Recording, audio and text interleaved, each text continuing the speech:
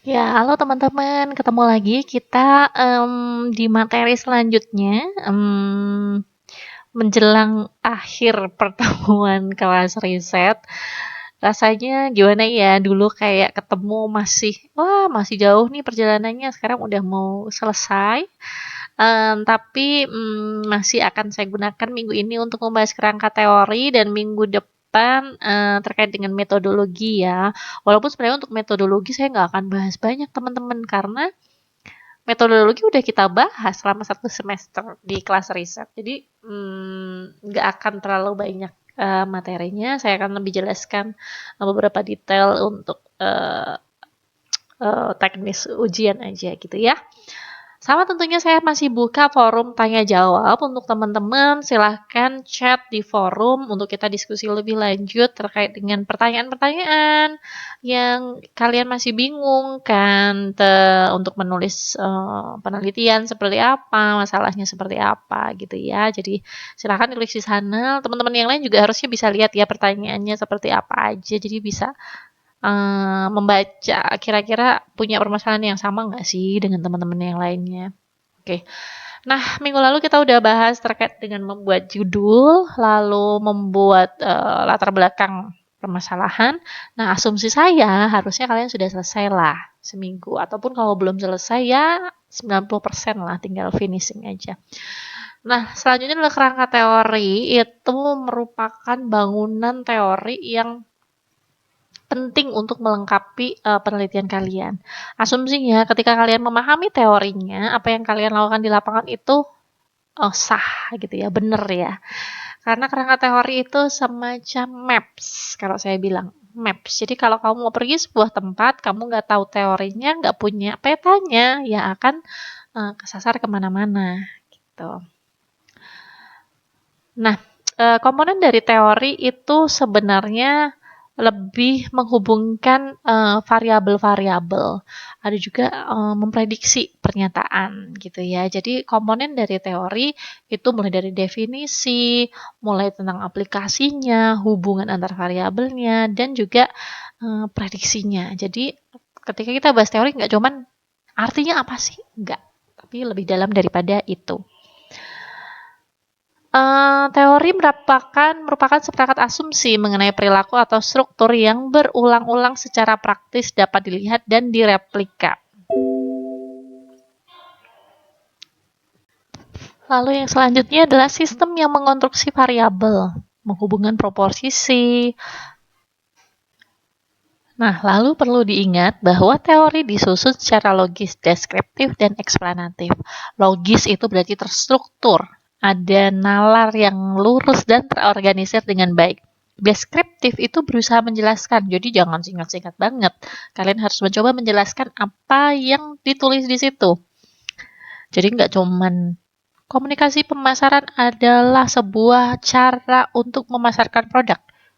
Nah, ini kan harus detail lagi, dia perjelas lagi, mendeskripsikan apa yang dimaksudkan dalam penjelasan tersebut. Eksplanatif adalah mencoba menjawab pertanyaan sebuah fenomena. Gitu. Nah, ketiganya digabungkan sehingga kemudian teori itu bersifat umum karena dia membuka kesempatan untuk diuji dan diaplikasikan dalam berbagai kasus-kasus. Ketika kita berbicara tentang kerangka teori, maka biasanya bagiannya ada 3, teman-teman. Yang pertama adalah primary teori atau ulasan utama.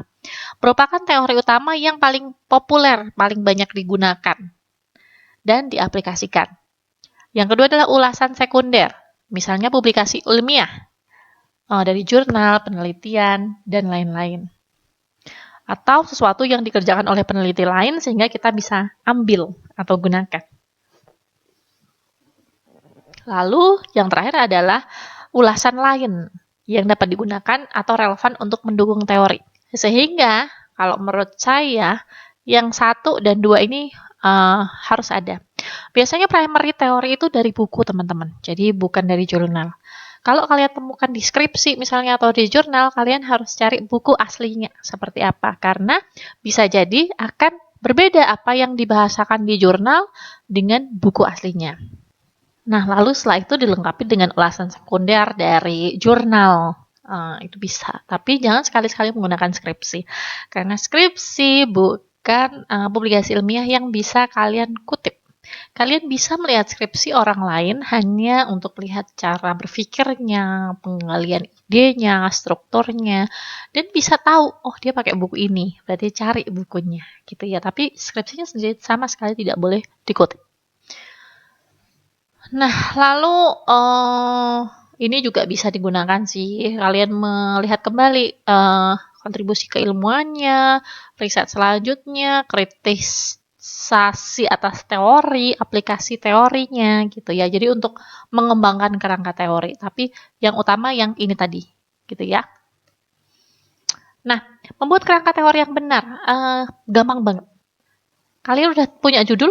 Nah, tarik dari judulnya. Lalu habis itu cari teorinya, lalu disesuaikan. Maksudnya gimana, Bu? Misalnya ini ya, judulnya representasi tubuh dan identitas sebagai sebuah tatanan simbolik dalam majalah remaja.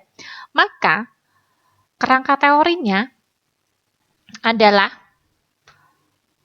representasi tubuh. Nih, ada di sini ya, representasi tubuh. Lalu, majalah remaja ada di sini. Identitas ada di sini. Lalu, media massa.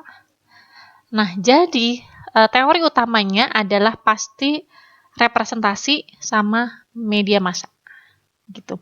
Merangkai teorinya gimana? Nggak ada yang baku sih. Jadi enaknya aja nanti gimana. Yang penting ada primary teorinya, ada secondary teorinya. Cuman biasanya primary teori di paling atas. Jadi di paling awal biasanya loh ya. Tapi tidak harus selalu seperti itu. Terus ini misalnya judul lain. Ketika pemirsa memilih hubungan antara tingkat pendidikan, jenis kelamin, dan pemilihan acara TV. Nih, teorinya saya nebak nih pasti mass media effect. Karena ngomongin TV, gitu ya. Ngomongin TV, pasti teori utamanya efek media, gitu. Nah, tapi kalian juga eksplorasi ini teori-teori yang lain apa ya misalnya, gitu yang terkait dengan media. Lalu, pemilihan keputusan. Pemilihan keputusan audiens di dalamnya harus muncul tingkat pendidikan, jenis kelamin dari pemirsa. Karena akhirnya ini akan mempengaruhi. Ini judulnya hubungan, ini pasti kuantitatif. Jadi ini harus saling punya hubungan. Bu, kota Banjarmasinnya di mana? Ingat, kota Banjarmasin ini adalah objek yang diteliti sehingga nanti tidak muncul di mana-mana, tidak muncul di mana-mana. Nanti muncul di latar belakang bisa. Kenapa sih kota Banjarmasin yang dipilih? Udah gampang kok kerangka teori. Emang harus praktis gitu. Tapi secara teori sesingkat itu, semudah itu. Gitu. Lalu habis itu mengutip pustaka. Ini seringkali banyak sekali yang salah, makanya saya tambahkan di sini. Sebagai panduan aja ya. Jadi bagaimana mengutip sumber di dalam tulisan, di dalam kalimat, di dalam paragraf. Kalau kutipan langsung seperti apa, cara penulisannya seperti apa, gitu ya. Sorry, yang ini salah. Ini harusnya oh ini benar kayak gini. Oke. Nah, ini ada secondary referencing. Kutipan langsung lebih dari 40 kata, cara ngutipnya seperti apa. Kalau nulis dari buku, jadi daftar pustaka nanti kayak gimana, kalau buku kayak gini cara nulisnya, e-book kayak gini nulisnya, jurnal kayak gini, ini majalah, surat kabar nulisnya kayak gini, paper nulisnya kayak gini gitu ya. Nah, jadi silahkan kalian tinggal cocokin aja nanti dengan yang saya tuliskan di sini. Saya juga akan tautkan nanti guidance untuk menulis kutipan dari EPA Style 6. Nah, kalian bisa coba di sana lebih lengkap seperti apa. Nah, kunci-kuncinya itu aja sih teman-teman. Jadi kalian tahu menurunkan kerangka teori itu terutama jadi judul harus ada primary and secondary teori. Lalu daftar referencing jangan lupa disesuaikan dengan yang baku. Karena itu kan nanti kalian nulis skripsi tahu-tahu udah 100 halaman. Kalau salah dari awal kalian harus ngulangin dari halaman 1. Itu malas banget. Jadi mending dari awal sudah benar sehingga sampai ke belakang nanti tidak perlu perbaikan lagi. Nah, tugasnya masih sama. Jadi ini untuk tugas akhirnya kalian membuat proposal penelitian seperti yang sudah saya jelaskan di minggu lalu. Lalu formatnya nanti akan seperti ini, teman-teman. Lalu di minggu lalu kalian sudah mengerjakan judul sama latar belakang. Nah, minggu ini kalian mulai masuk ke kerangka teori ya. Ada nggak yang belum mengerjain latar belakang sama sekali? Kalau belum, double effort. Minggu ini kerjakan latar belakang dan kerjakan kerangka teori. Tidak ada standar harus sepanjang apa. Yang penting tadi, turunkan dari judul, lalu harus ada primary teori dan secondary teori. Harus bisa mendeskripsikan dan logis. Itu ya teman-teman. Dan jangan lupa saya akan menggunakan Turnitin sehingga apabila ada plagiasi di atas 25%, otomatis UAS-nya akan saya nolkan nilainya. Ya, saya wanti-wanti ya. Ingat parafrase, boleh lihat tapi dibahasakan ulang. Gitu. Oke teman-teman, semangat untuk mulai mengerjakan kerangka teori. Tidak ada yang berat. Berat kalau tidak dikerjakan. Gitu ya. Jadi mulai mengerjakan sekarang.